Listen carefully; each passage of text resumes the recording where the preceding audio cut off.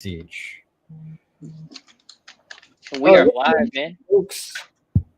Welcome to another episode of the Run and Gun Podcast. This week we have a lot of fun and exciting things for you. We're actually in a good mood because we just actually made a discovery with this app. So Yeah, we're gonna have some new things cooking. We're gonna have new things cooking, especially for Last Gift Season 3. You're gonna have some new stuff now that we just figured it out. Exactly. Like it's crazy what you just stumble across. And I mean, I'm in a good mood. I'm finna get you a little counterpart tonight. Since he want to talk noise and stuff last night. I'm gonna get you a little counterpart. I didn't forget about that. But I'm also I didn't say nothing. No, I know you ain't saying that. I said I'm gonna get you a little counterpart. Oh, but he ain't here, so it don't matter. I didn't show my face last night. That's true. That's true. But I'm gonna get him. Just know that. What else is there? Yep, I'm in a good mood tonight. Passed an exam, so I'm in a good mood. Every weekend for me is an exam. It feels like been tough, but that's not what we're here for. We're not here to talk about our school problems. We're here to talk sports, man. We got HBCU Legacy Bowl this weekend. We have to react to the Super Bowl. We have some weird stuff going on with the NCAA and the ACC and some SEC stuff. You have hot topics, the usual. But you got to know. We have a coach that feels as though he's going to be successful when he comes back to coach at a particular HBCU after everything fell apart for him somewhere. So this ought to be interesting. Also, I want to address this Michigan extension too tonight. So this should be fun. Yeah, make sure people like, share, subscribe, be a friend, tell a friend. Last Give will come back sometime in March. We're looking at like the 22nd, I think. 21st, something like that. That week after NFL free agency starts is when we're thinking about coming back. But with that being said, let's hit this intro. It should be quite the interesting free agency period. But yes, let's do this.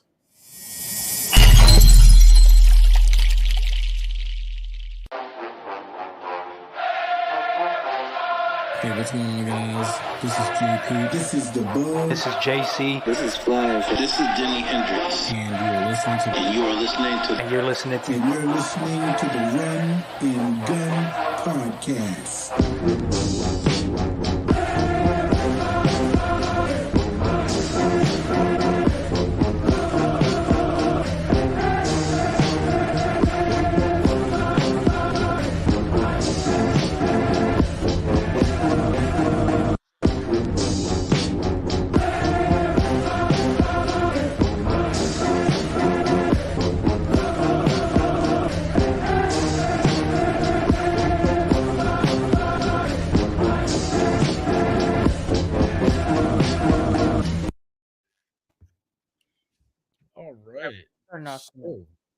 HBCU, usual. Yes.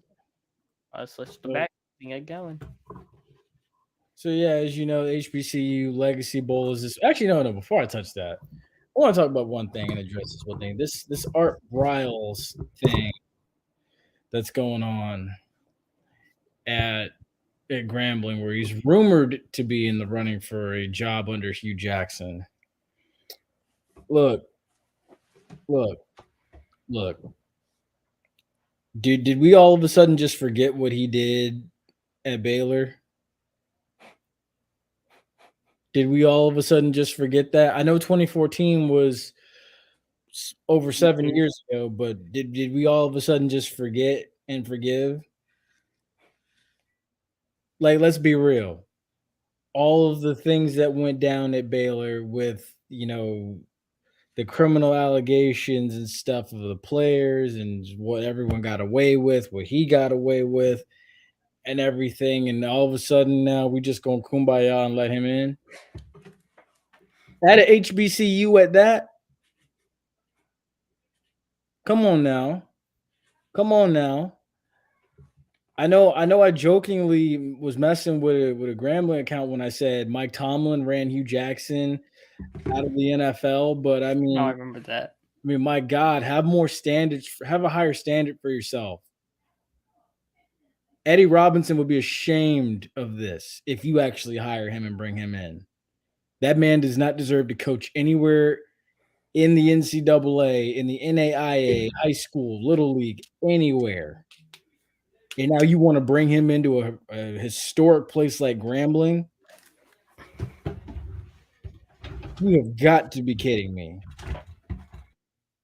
I thought you would have had a little more pizzazz in that rant. And then, You would have had a- and then you want to know, and then see, you want to know the funny thing about it too is see when something goes wrong, and we wonder why. That's the name you need to point to. This was looking Yeah. good. This was looking very good. I will be honest. Until you mention that name.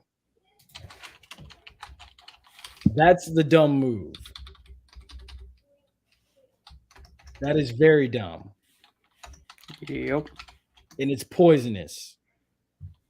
But it's glitz and glamour because it's Art Briles and he coached in a few New Year's Six bowls and stuff. And he had a very fun offense at Baylor. So it's okay. I'll tell you, my gosh, see, this is this problem I have with our people. I mean, I had a couple rants last night, so I give you that one. That's a good semi we value setter for the show. We want to value style points over having morals and stuff. That's just bad for Grambling. Very Thought bad. they were turning a corner after getting themselves embarrassed last season, but I guess I don't know what they're doing. And well, who knows? Art Briles might be able to bring his own distraction committee, because I mean he had his own at Baylor. Well, we know that. We'll see. But they're expecting to hire him as offensive coordinator, so that's just like the little detail for you. Oh, yeah. So he'll definitely try to bring his own distraction committee.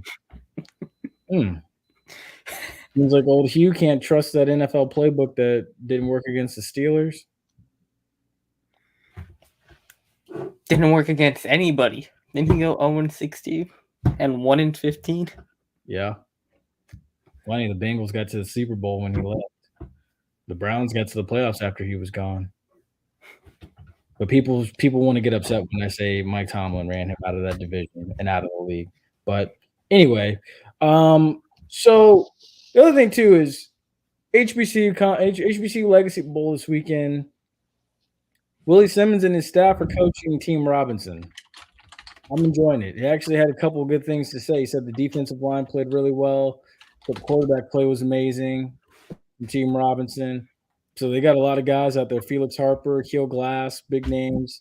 Of course, our boyfriend of the show, Williams, who, by the way, shout out to him for joining us last week. That was awesome. Mm-hmm. That was great. So yeah, he'll be playing in it. Also, too, FAMU safety Antoine Collier will be playing in this game as well. He's had a pretty good week of practice. And then I'm sure you said one particular owner actually showed up to check out. Yeah, the Saints owner, because I think the Saints are sponsoring the game because it's in Louisiana. They had like a big thing last night, like a big dinner last night for them. So I think she was. I'll see if I can find the tweet while you're talking. She had taken a couple pictures with some HBCU grades. Let me see if I could find it. I saw Saints Twitter posting it. So give me a second with that, and I'll get it for you. You're good, but yeah, I mean, it would definitely make a lot of sense because I mean, you have the colors of the game in particular are just basically colors, the same colors as the Saints. And I think right now this is like a great opportunity for the Saints, especially to having a couple HBCUs in their own backyard to definitely reap the benefits of this. And there's a lot of guys that are flying under the radar that are going to be well-known names come this Saturday. So I mean, kudos to all these guys. Okay, so it was a dinner at Mardi Gras World, and the owner, the Saints, and the New Orleans mayor was honoring BCF Hall of Fame co-founders Doug Williams and James Harris, Shaq Harris, last night. So that was the two pictures they were posting, but they also had they're posting pictures daily of the practices. They're posting like content and stuff like that. So I've been keeping up with it. But yeah, it's looking good. They got a bunch of guys ready to go out. I think there was a guy from Norfolk State. I think is also one of the guys they're talking about too. Yeah. There's a lot of big names that are going to be in this game. And I'm honestly excited for it. I mean, if you've seen Why Not Us, you know for a fact that college scouts have been all over the HBCU world this They're past. trying to find the next Darius Leonard or somebody, or The- Teron Armstead or something. Yeah, man, and it's very much possible. There's a ton of them out Mhm. there. There's a ton of them out there that didn't get their shots and stuff. So like guys like Savion Williams, Antoine Collier, Felix Harper, Akil Glass, a lot of those guys, they deserve opportunities, even if they don't. And really, honestly, those later round draft picks need to. If you don't take these guys early, these guys need to be your later round draft picks. Why? Because honestly, you look at a lot of those later round draft picks that have been taken in the past 3 years, a lot of them have not really turned out to be much. These guys are diamonds in the rough that if you invite them to camp, they've already got a chip on their shoulders. They can make something happen. And I would love to see these guys in situational football in a preseason game. Hey, the draft network, right? Yeah, Who was that? those stank. Hmm? Those Yeah, stank. Stank was saying. Yeah, guess who's the number one HBCU player for the draft this year? It's Marquise Bell. Mm-hmm. Of course. Marquise is second. Jermaine Martin from North Carolina A&T is second at running back. That makes- Jacoby Durant is third. That's Akil the- Glass is fourth. And number 5 is Jader Carter from Southern. That makes Those are your sense. top 5. That makes sense. Yeah, because and all those guys, I could really all see them making NFL rosters and being on teams. Marquise is gonna be a top 3 round pick. He's gonna be a day 2 at latest. Oh yeah, of course. He better be. If not, we're definitely going to where's the draft at? Las Vegas? Vegas? I have no idea what the draft. Vegas. Yeah, the draft is in Las Vegas. If he's not taken in the first 3 days, or if he's not taken in the first 3 rounds, we definitely need to go riot because that would be insane. I honestly have said multiple times on here and on social media, Marquise Bell is the best safety in this draft. And the combine will be his opportunity to prove that and make himself some money. Mm-hmm. Even what's his name, Durant from South Carolina State. He had a very strong Celebration Bowl, in my opinion. Matching up against all those star wide receivers from Jackson State, he got an invite to the combine too. He has a chance to earn himself some money. Mm-hmm. So I mean, yeah, I'm excited for him. I can't wait to see it. But yeah, as y'all know, that'll be taking place February 19th, NFL Network at 4 p.m. I'm gonna be watching. I know some of y'all will be watching, so it's must-watch TV. One final thing though, before we do move on, is this Tyrone Wheatley thing too. I don't blame him. Honestly, I don't blame him. He just taking a job at the Denver Broncos and everything. I think this is kind of why some high school coaches were very upset with him towards the end of this recruiting period and leading Right. your signing day. I mean, he's getting his job as a running back, coaching in the NFL. What's wrong with that? I know. I know. Again, like I said, I don't blame him. But I mean, you kind of could see the writing was on the wall, like something was brewing, because the way he handled the recruiting season and stuff, and like I said, some of these coaches weren't happy with him because I believe I saw someone from Gadsden County or something saying you're no longer welcomed back at this school because of the way you handled the recruiting situation. Wow. Players. Talk about overreaction much. No, I mean that's fair because some coaches are like that because it is a cutthroat business. Recruiting is a cutthroat business, and sometimes these are the stories you don't hear about where kids get left out. That's the side you don't hear about with all of it.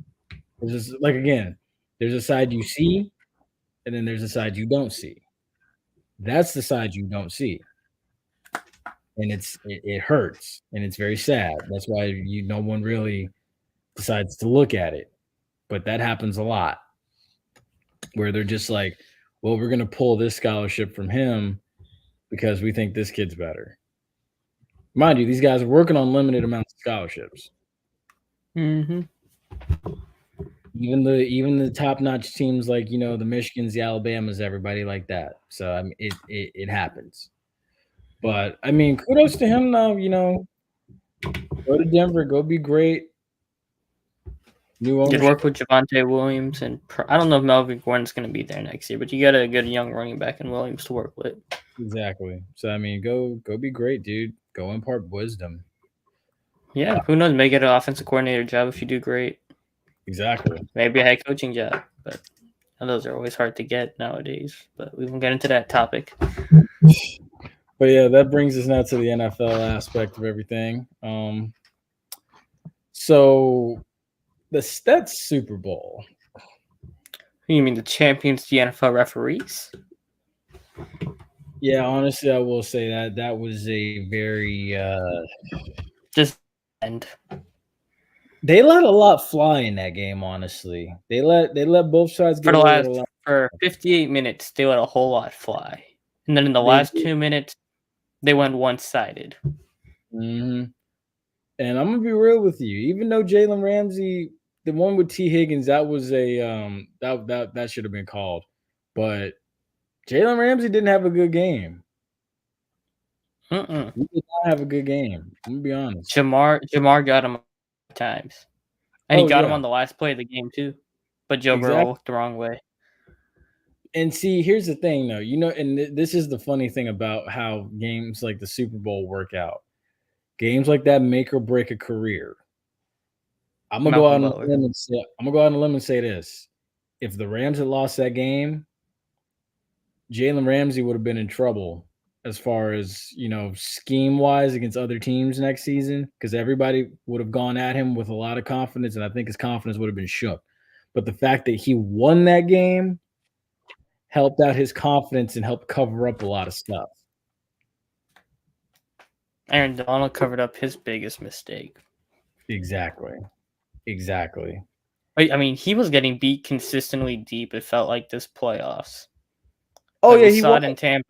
Well, Debo didn't beat him deep, but Brandon Ayuk, I think, got him a couple times. They did. Yeah, they did. They got him. Mike Evans got him bad. That's why I said Tampa got him bad.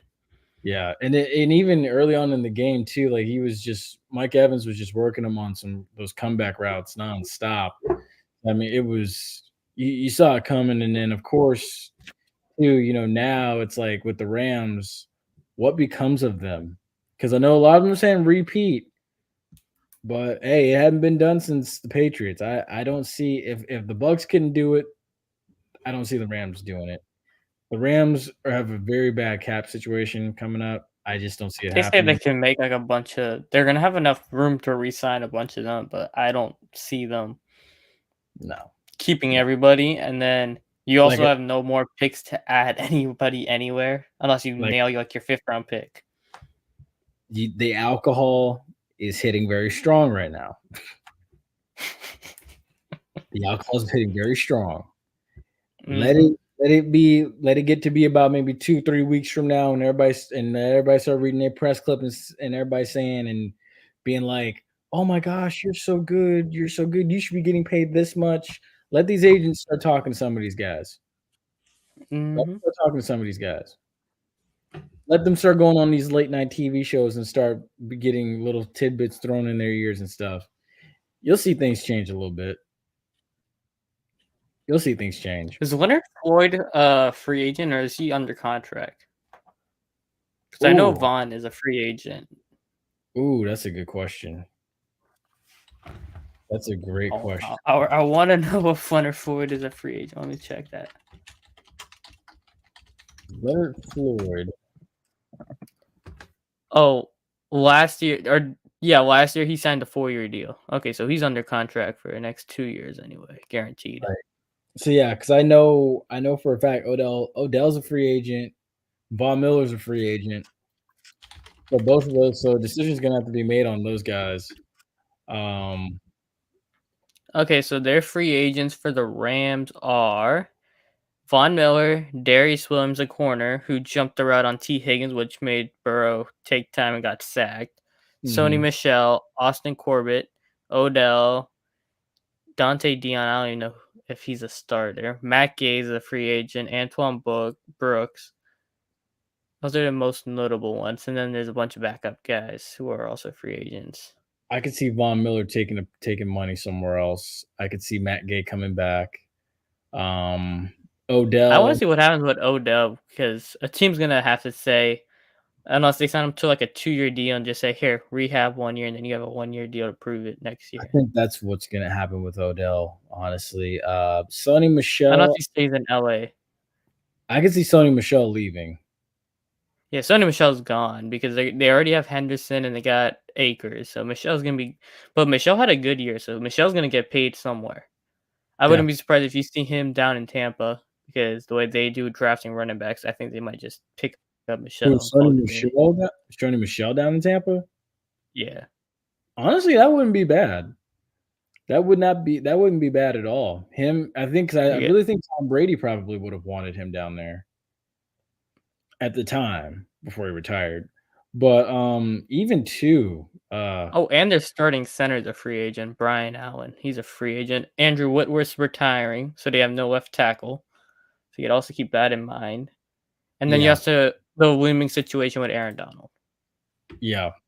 So honestly, I don't even know what Aaron Donald's going to do. I'll believe it when it comes. Generally, when you hear that retirement conversation pop up, it feels like it's inevitable for them to retire. Unless you have like a Luke Kuechly or Andrew Luck situation where it just comes out like that. Here's the thing with me in retirement when I hear players say that. And I'm quoting Bill Parcells when I say this. America, when players say that they are going to retire or consider retirement, they've retired basically mentally. They have. That's what I'm trying to say. Yeah. You're not the same person when you come back. Because you can say that because once you say it and you start hearing it everywhere, you know it. You know you're basically done it. That's why I'm looking at Tom Brady and this whole thing of maybe a comeback. I'm not believing it. Now that wife have him on lock and key. Giselle said, "Now you're done." But exactly, I do not see it. That's why I think Aaron Rodgers has not really fully expressed it yet, because he knows. Bruce Arians hasn't fully expressed it yet, because he knows.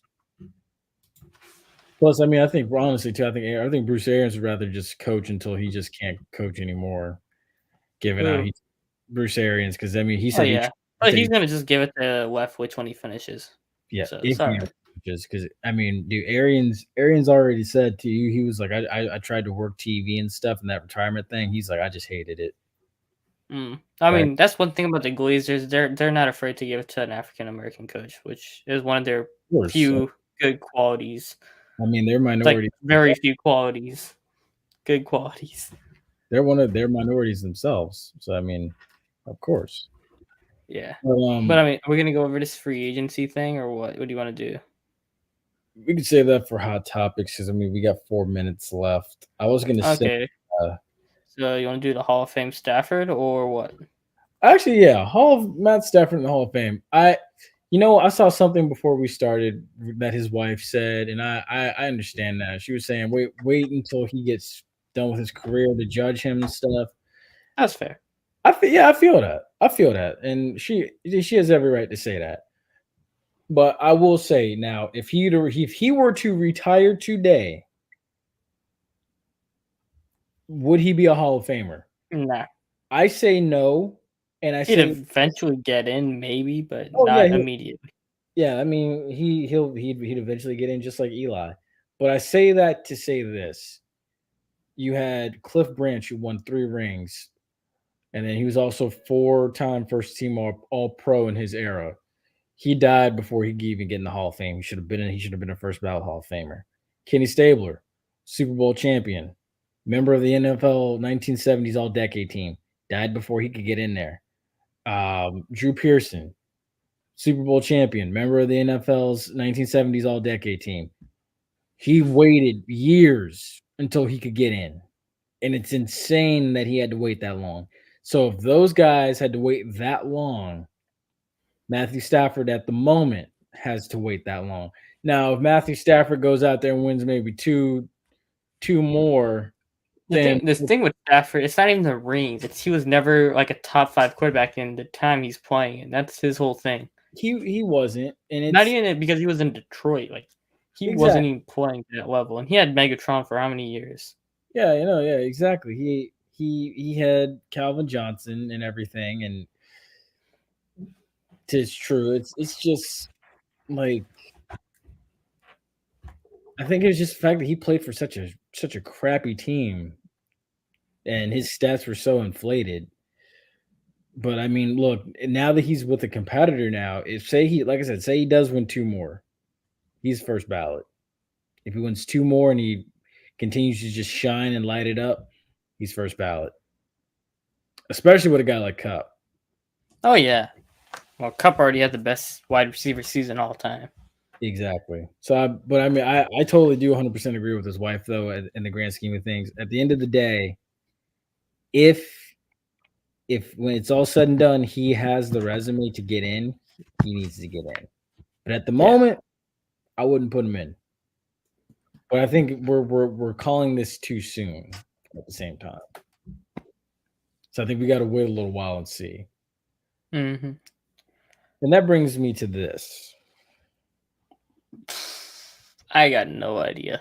The Chiefs, I know it was like the Super Bowl odds. I know the Bucks were 8th. The Chiefs were up near the top. San Francisco was up there. The Bills were in there. Yeah, I know it was like Chiefs, Bills, Rams, Bucks. The Cowboys were in there. That's like 5 of the top 10 teams. Oh, yeah, the Bengals as well. The Bengals were up there. The 49ers were up there. So, yeah, that's All right, about let's see. CBS Sports. Chiefs are at 650, Bills 700, Rams are at 1,000, Bengals 1,200, 49ers 14, Packers 15, Cowboys 16, Bucks 1,800, blah, blah, blah. Titans, Ravens, Broncos, Patriots, Cardinals. And the worst team is the New York Jets, Houston Texans, Detroit Lions. Jets are the worst. I'm telling you now that we need to just go ahead and just scratch out the Detroit Lions and the Jets. Just scratch them off. They're not going anywhere. Nope. We're not going to do it. I'm not even going to play around. I know there's some people out there talking about something. Well, look, if the Rams could turn it around like that, or if the Bengals could turn it around like that, we can do it, Lions fans. Nope. Go back to manufacturing cars. Who hurt you this morning, bro? Nobody hurt me this morning. I'm just telling the truth. No, actually, no. You know what? Your counterpart hurt me this morning. That's exactly. I got some questionable takes. First of all, with him, I'm not even going to entertain the fact that he literally said, "Oh, I hope Joe Burrow doesn't get hurt. I want them to lose so that way I don't want Joe Burrow to get hurt." And you want to question my take? You literally said you wanted the man to lose on purpose so that way he didn't get hurt. I roasted him too. In a collision sport like football, make that make sense. Please make that make sense to me.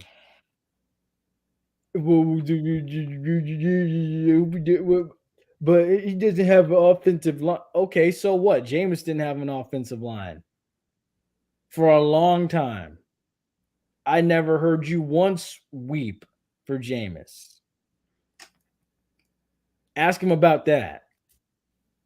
Sorry, I wasn't paying attention. I saw that the Saints are keeping Pete Carmichael as offensive coordinator. Oh no, you're good. He'll watch this and see it. It's okay. You just record this part and put it in the group chat. I think you're good. Oh, don't worry, I will. I'm gonna light him up. But yeah, as I digress, let's go to college football. Yes, let's do that. Starting with Harbaugh. Yeah, and you see, here's another thing. I'm sorry. I've been so bothered. I shouldn't. Everything's bothering you today. I've been. Now I don't even want to say tickled. I've been so. The bear's been poked. Oh boy. Sips water. Because here's the thing. People are saying, this was such a bad move. This should not have even been made and everything like that. Look, I'm gonna tell y'all something. Look, Michigan realized, okay, oh my goodness, he could be hired away and we wouldn't even know who to replace him with. He was brought to Michigan, Ace, for what reason? Ace, why was he brought to Michigan? Ohio State. Exactly. He was brought there to beat Ohio State. He's done it 1 out of 5 years he's been there? How many years? Exactly. 6? And then in the same year he beat Ohio State, he got to the playoff. And he won the Big Ten. He did what he was supposed to do.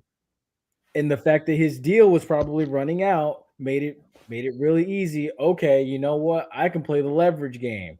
I have leverage against them now. Well, who was the last coach to really beat Ohio State? I'm pretty sure it was Rich Rodriguez. That's way back. Exactly. So now I have leverage saying, well, look at what I've done here. I got you to the playoff. I got you to a New Year's Six Bowl. I lost the New Year's Six Bowl, but I got you there. I've gotten you I to can tell you the best part about this whole thing. I know the best part is they were talking about firing him last year before he beat Ohio State. On a COVID year. They talked about firing him on a COVID year. Nobody in that Big Ten was full stream. They started the season late. You're going to criticize him off of a COVID year? You didn't start playing until October? Late October?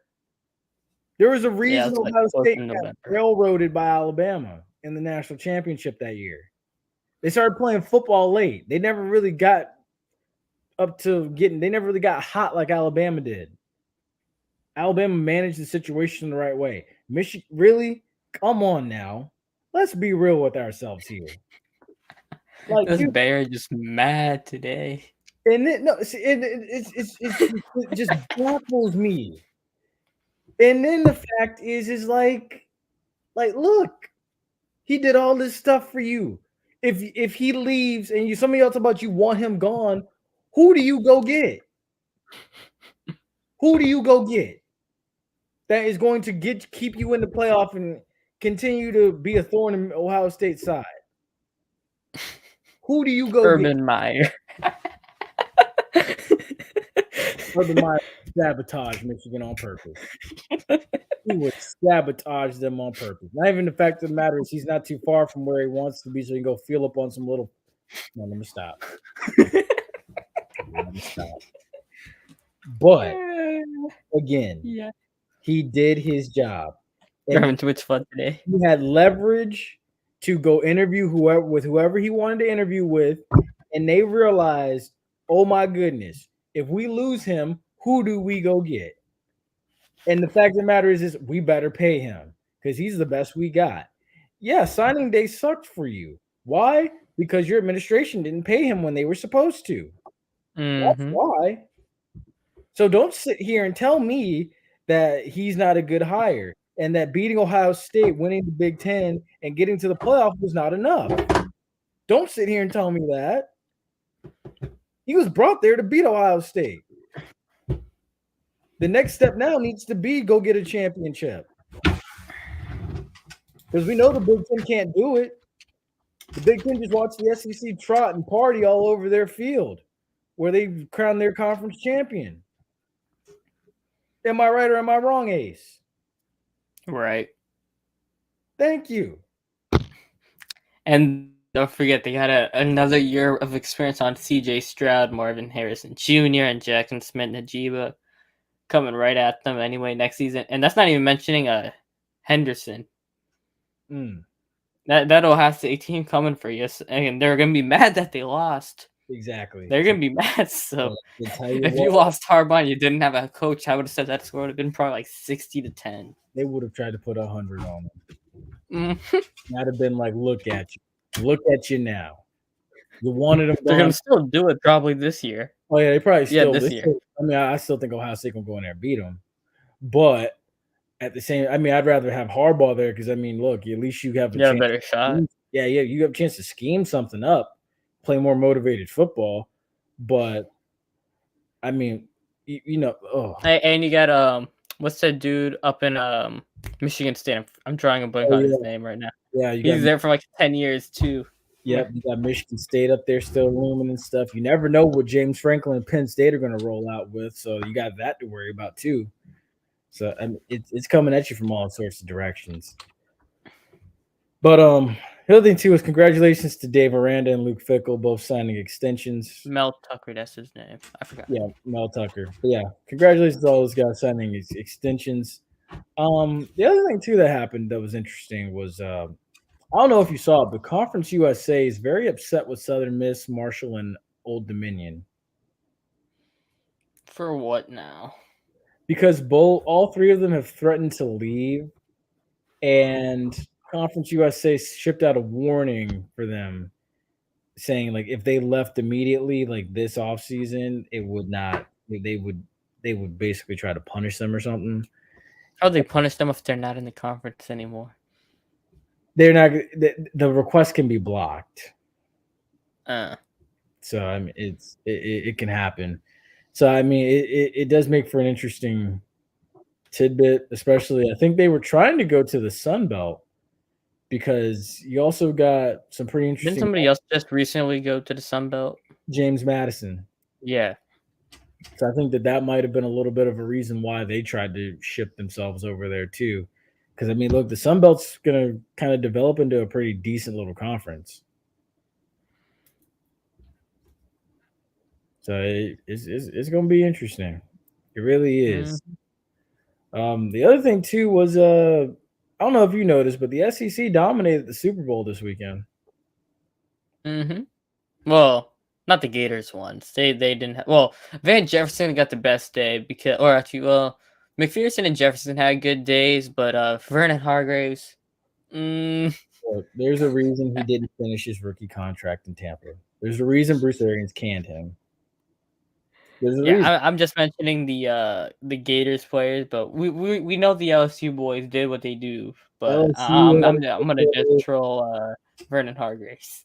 Alabama had a pretty good day. Georgia had a good day. They had the Super Bowl quarterback. Yeah. Well, Eastern Washington had the best day. So. Eastern Washington had the best receiver on the field that day. Honestly. Hey, you want to know the best thing about this whole thing, right? We haven't talked about Eli Apple yet, but apparently, Cooper Kupp's grandfather used to play for the Saints. I know he went to Ohio State, but here this whole thing, right?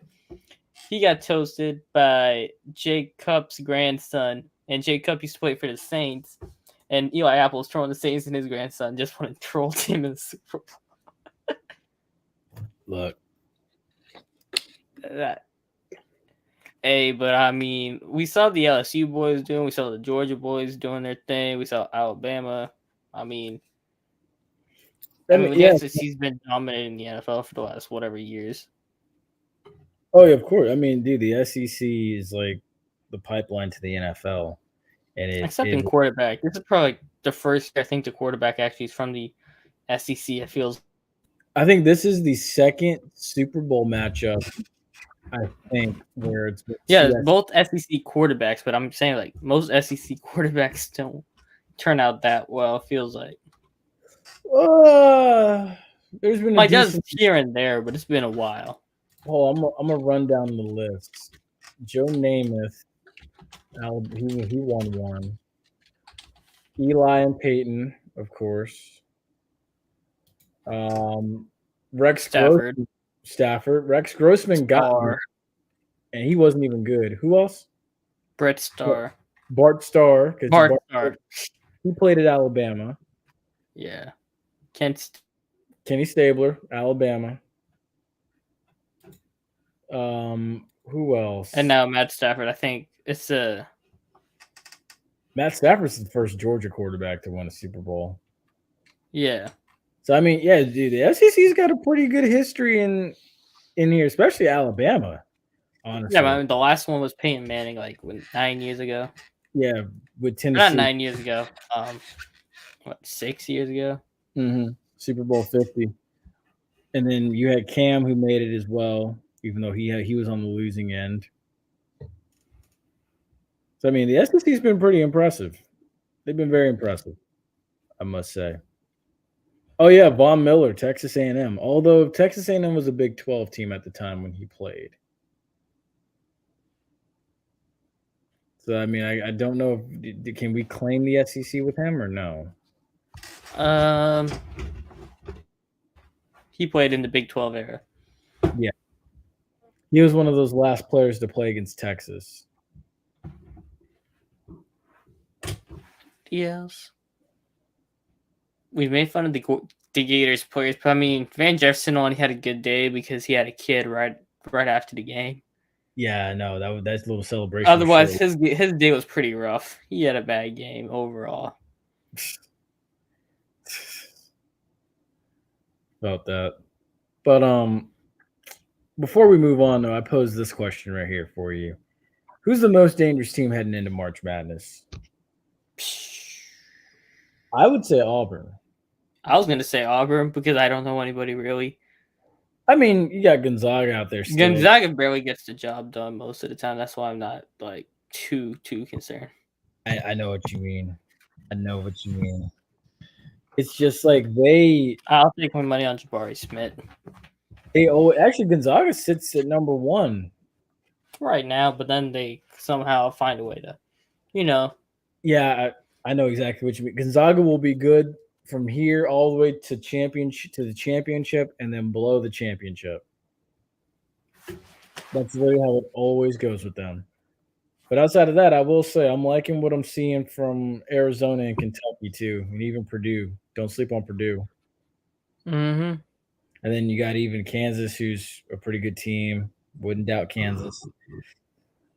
Providence, even. Baylor's still halfway decent.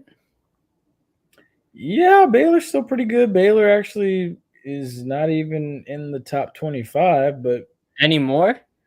Yeah, wow, they fell off the face of the planet. All right, moving on to hot topics. Yeah, actually, no, my bad. Baylor's 7th in the country. Baylor's 7th. I was like, last I checked, they were number 1 or something, but that was a couple of weeks ago. That was my fault. But yeah, Baylor is definitely still in there. But yeah, on to hot topics. So, Major League Baseball still on the lockout. Mm-hmm. So, I mean, honestly, look, I was kind of planning on going to a Rays game this year during my breaks and stuff, but I feel like that's not going to happen. So honestly, I think like the next time we see the Rays play a baseball game, they really might be in Tampa. I mean, you're not wrong. At least we know the Montreal thing is dead, so we don't got to worry about that. That was so stupid to begin with. The whole idea was stupid. Back when we had like mini rants on the show. That was back when we had an NHL MLB hybrid topic section. That was back when that was season like September or October. Yeah, that was because I remember that was back when the Lightning were playing the Canadians. Yeah, that was the Super Bowl. So confident. Stanley Cup. Yeah, they were like, "We're going to take the Stanley Cup away from you, and we're going to take your baseball team." Yeah, I was talking about that yesterday. Like one of the worst aged tweets of all time. Exactly. All Takes Exposed should have definitely found that one. Oh, they did. I added them for it, and they already sent me like 10 screenshots of it saying, "Yeah, we already got you covered." No, like they actually did that. Nice. That is nice. But yeah, I mean, look, I'll be for real though. I really think the next time we see the Rays play might be in Tampa because, I mean, it's just you hate it. You hate it because baseball is one of those fun little sports you can go check out every now and again, but no baseball, man. That's going to be a serious dead period over the summer when basketball ends. Yeah, you'll have training camp and stuff, I guess. You will. And I mean, look, pitchers and catchers were supposed to report Monday. So everything's already behind schedule. I mean, I'm fine. It's just no baseball. I really couldn't care. Oh, So you need to go see a baseball game once in your life. I have been to like 5 or 6 of them. I get bored because every time I go, it's like the Rays and Blue Jays or somebody like that, and it's like 1-0 or something like that. You got to And they're go. dreadfully You boring. can't go see the Blue Jays. You got to go see like the Yankees or. I've seen the Yankees before, but those were back in the like BJ Upton, Carlos Pena days. Oh yeah, no. I used to go to those games for those guys and A-Rod and Derek Jeter. Because Shane Rodriguez. Remember that guy? Evan Longoria. I had an Evan Longoria shirt, but it couldn't fit me anymore. But you know. I had a Carl Crawford jersey, but I couldn't fit me anymore, so I got my own custom-made jersey. Guess I won't be wearing it this year. And the most we've talked about baseball for the entire year. This really is. I mean, and hey, who knows if baseball comes back, we'll be talking about it even more. If Great, so excited. I know, striking out 6 batters. That would be so much fun. But no hitters. Let's go. hey, look, dude, that's a rare sight. I wouldn't be mad about I feel it. like last year they've had like every other game with a no hitter. So like the amount of no hitters were like there was like a crazy amount. There was like at least 10. That's high. I'll look it up, but it was like a pretty crazy number. That's interesting. Because I feel like it's so. There were 9. Hey, I was close. There was 9 no hitters last year. 9. I was one off. A lot of them probably went the distance where it was like we may see a no hitter, and then all of a sudden someone just got a single or a double. Yeah. I mean, you never know. Favorite Winter Olympic sport? I can tell you what's my least favorite. Which one is your least favorite? Curling. Curling? I don't get it. I really don't get that as a sport at all. I'm not gonna lie. Call me what you want as far as it goes. Snowboarding's good. Ice hockey's always good. I was going to say figure skating.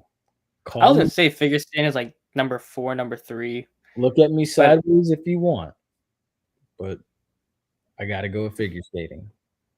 See, I would say figure skating, but then I'm gonna get into this whole topic that they have right now about that Russian girl who's like 15 and like the steroid thing because she took heart medicine back in like December or whatever, and everybody's flipping out. But I'm like, okay, so the whole thing with Sha'Carri Richardson and her is like they're similar, but then I'm like, if this was a non-Russian person, is anybody freaking out? Because this happened well before the Olympics. Like Sha'Carri Richardson happened right before the Olympics. Exactly. That's why I'm like, okay, so if this person wasn't Russian, are y'all gonna be flipping out like this? Then that's also we're in the same world where a 14-year-old black kid gets arrested while the white kid who is fighting doesn't. So I mean, the same world's just messed up. So whatever. Not getting into that rant. But I'm gonna definitely, like I said, I'm gonna definitely say figure skating. It's call me old fashioned. That's nice. It is. Nice. Look, it's kind of cool how they can do that stuff on ice. I'm not very good at ice skating. Exactly. I don't fall down, but I can't do that. You're going 1,000 miles per hour, pop up in the air, and land perfect, and land a perfect 10 to such calm music. Mm-hmm. But you know what? You know what movie did it for me though, with figure skating? Which one? Blades of Glory. I can see it. That was the one. So I got to give it to figure skating. What's your least favorite? My least favorite? Ooh, that's a tough one. I don't understand curling, so I don't like it. That's a tough one. Bobsledding is always fun. I forgot to put that as my favorite in the favorite list.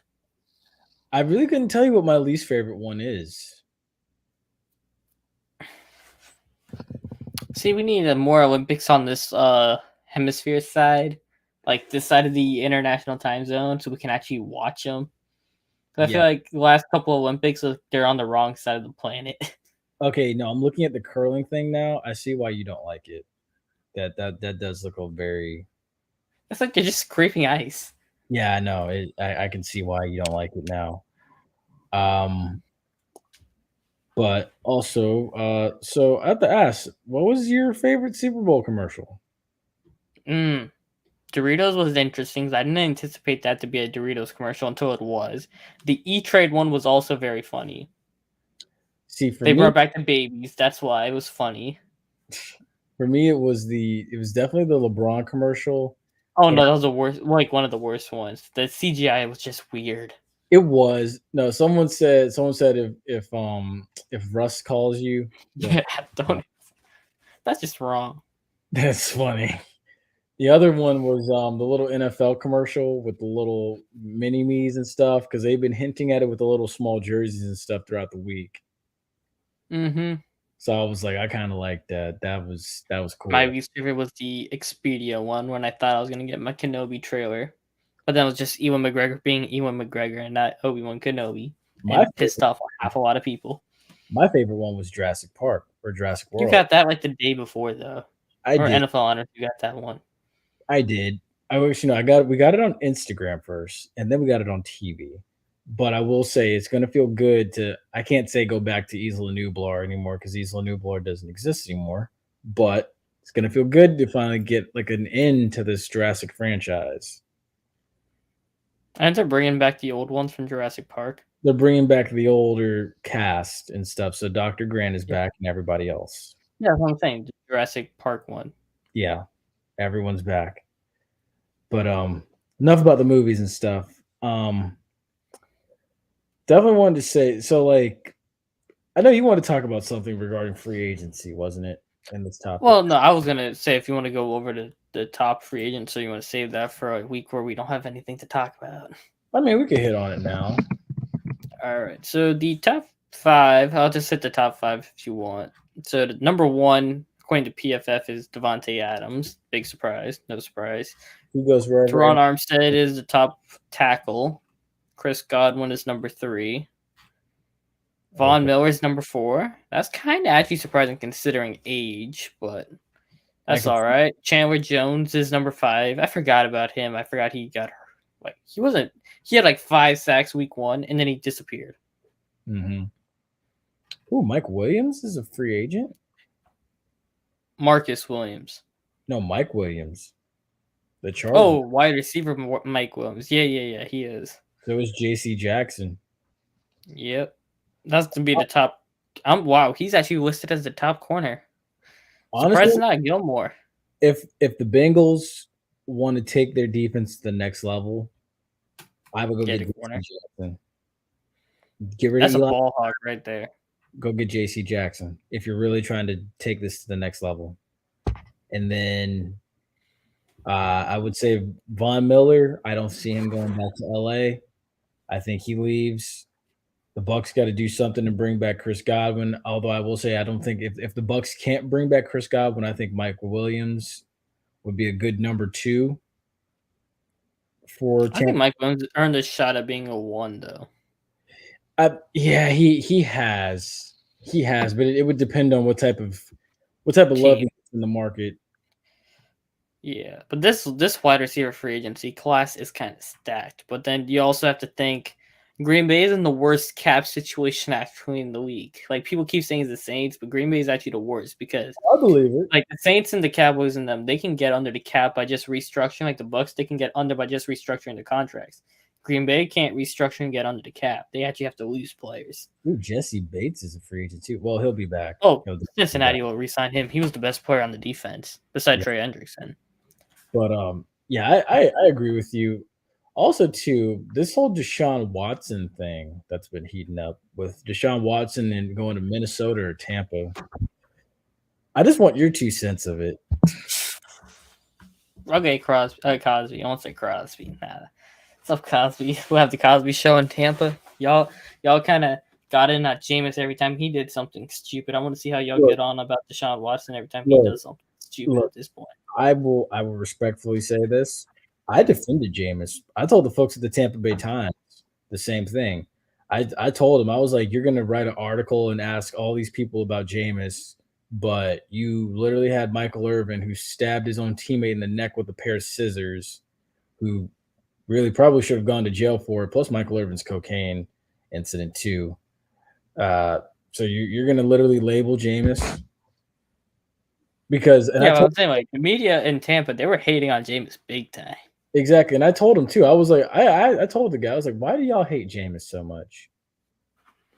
Why? Hear what that answer was. He couldn't give me a clear cut answer, and it was that. I mean, Jameis is the betting favorite to be the Saints quarterback for next season. And if they're smart, they bring him back. But yeah. So my whole issue with the Saints are they look like they're afraid of change. They're bringing back guys from like that 06 Sean Payton team and stuff like that. And that can be dangerous. Yeah, that's why I'm like, when they announced Carmichael's the offense coordinator, I posted the Stephen A. GIF and such like this. Today is not one of those days. You know, the one after the Knicks got the number 3 pick or whatever, and he's just like this. Yeah. But I mean, see, look, my thing with Desean Watson, and I'll leave it like this. I would support him if he does, and then look, if he can beat the charge, I'm like, look, hey, let's roll. I thought he was fine. He's like the best talented quarterback, like best value quarterback on the market over Rodgers and Wilson for the age. But then you also have that legal thing. If you go look at his number, not even go look at his numbers, but if you go look at his games from when he was in Houston, just knowing what he had, and then you put him in that Bucs offense and realize what it could be. Like, there were games where Houston was supposed to lose, and he would just carry Houston. Yeah. Well, they also blew a 24-point lead in the playoffs, but he's also way better than Kyler Murray. If Deshaun Watson came to NFC, when they trade him to the NFC, he's gonna be the best quarterback in the NFC. Exactly. Besides Rodgers. See, and here's the thing: the Cardinals don't get beat as bad if they have Deshaun Watson. They don't. Deshaun will play till the end. I don't know what Kyler's mental is, but exactly. You look at I'm saying, go look at Deshaun's highlights. Like, he was balling before everything came crashing down. Even when the legal thing, I don't think he'll get any extra punishment from the NFL, considering he sat out. He was essentially suspended all year. Yeah, exactly. And then he doesn't want to be in Houston anymore. If I'm the Bucs, if I'm Jason Light, I do my best to hustle the Texans. I give the Texans aren't going to move on that price. 3 firsts and 2 Pro Bowlers though. They aren't going to move on it. I don't think they will. We'll see. I mean, that's what it's going to be. It's going to be 3 firsts and 2 Pro Bowlers. On what value Pro Bowler, that's to be determined. Oh yeah, definitely. I mean, we'll see what happens. Because then you also have to factor in the cap and all that. Yes, we do. But folks, that is going to. Yeah. Sorry. You're good. That's going to do it for us this evening. We hope you've enjoyed. This has been fun. That was a good episode. A lot of energy. You started off with not the energy, but you set the tone.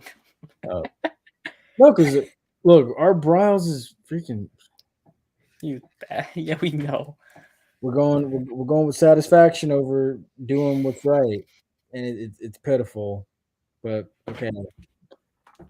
So and then we think Jim Harbaugh wasn't good enough, even though he was the best option available. But it's okay. But yeah, folks, that's going to do it for us. If you haven't already, make sure you like, share, and subscribe. Be a friend, tell a friend, of course. Mm-hmm. Also, always feel free to leave comments on these videos and stuff. We love the interaction, everything like that. Make sure we might have something new next episode too. You never know. Once we figure out this stuff we just discovered.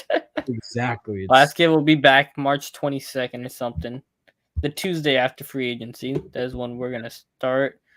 Running guns are gonna always be on 8 o'clock. Just keep on with that. I mean, some of y'all complain. Who knows? But whatever. Be a friend, tell a friend, like, share, subscribe. JPeeps, this outro. Let's go. Yes. Because you know what? Your boy's hungry. So we finna hit this outro. And we can...